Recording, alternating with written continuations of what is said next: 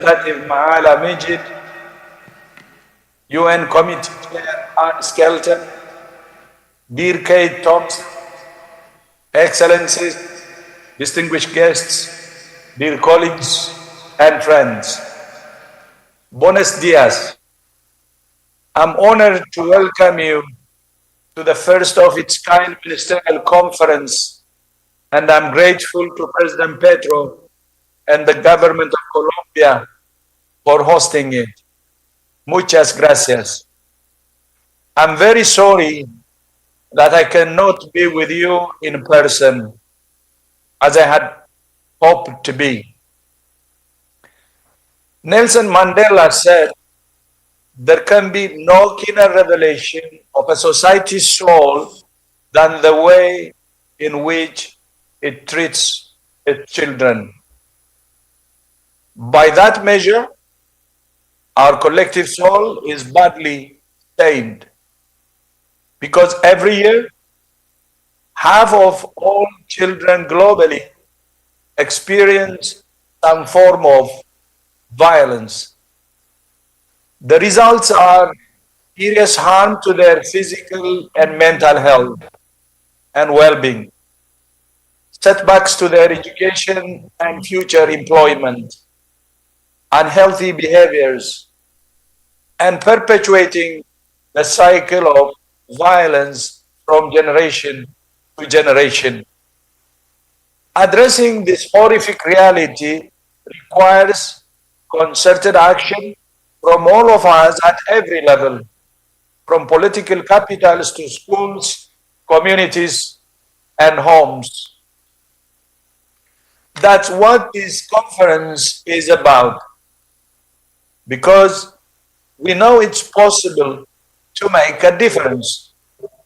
Health providers have a critical role to play in providing survival-centered care, including for those who suffer sexual abuse. But beyond the clinic, we can help to stop violence from occurring in the first place by identifying those at risk and taking steps to protect them. This work must be survival-centered, with children and youth as active partners, because violence is preventable.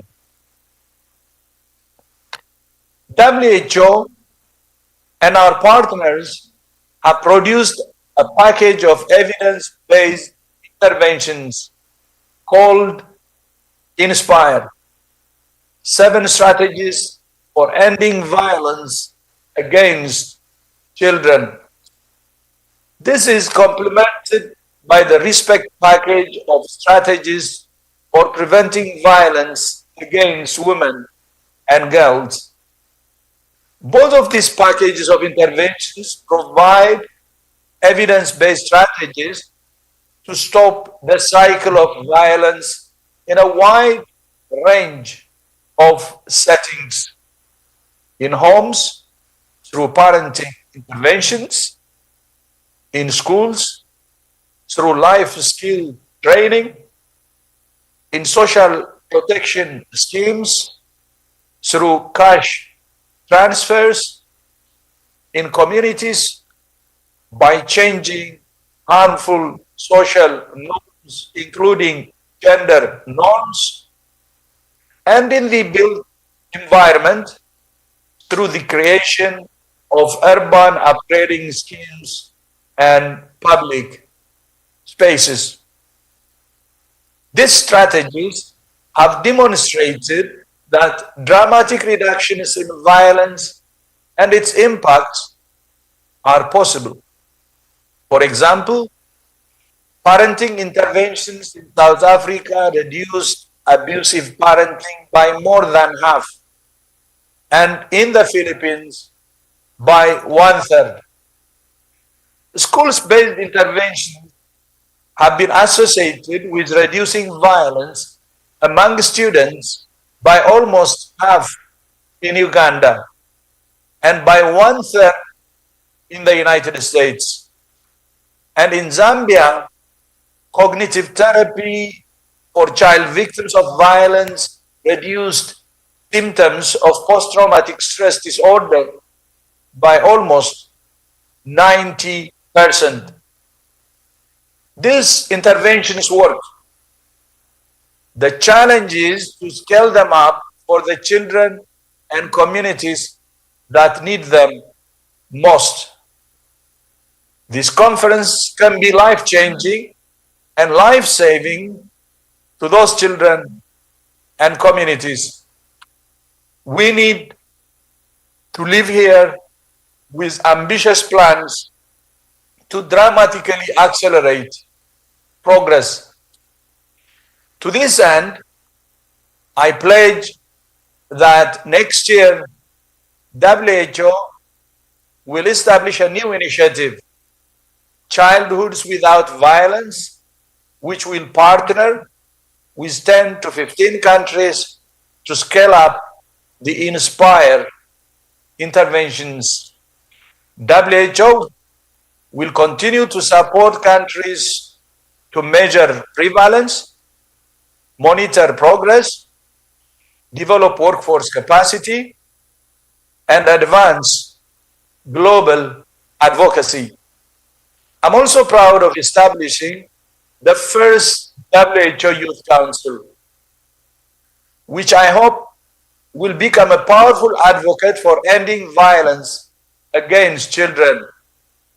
My sincere thanks to the countries and other partners that are pledging, and to everyone for working to protect our most promising and vulnerable citizens. As a father and a grandfather, I want to see a world that is safe for my children and all children. Again, I'm sorry I couldn't be there in person with you. We're though on the same time zone. I am in New York, and there are some engagements which I really couldn't reschedule, but I hope that you will forgive me for not joining you. But you should know that I'm fully committed to work on this very, very important issue. And when I say this, it's from my heart. So not being there with you means nothing. I'm with you in short, and we're in this together. Muchas gracias.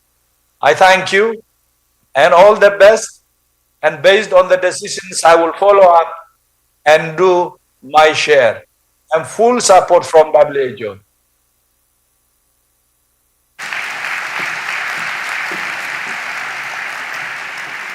Muchas gracias al doctor Tedros Adhanom por su intervención. Ahora invito a subir a tarima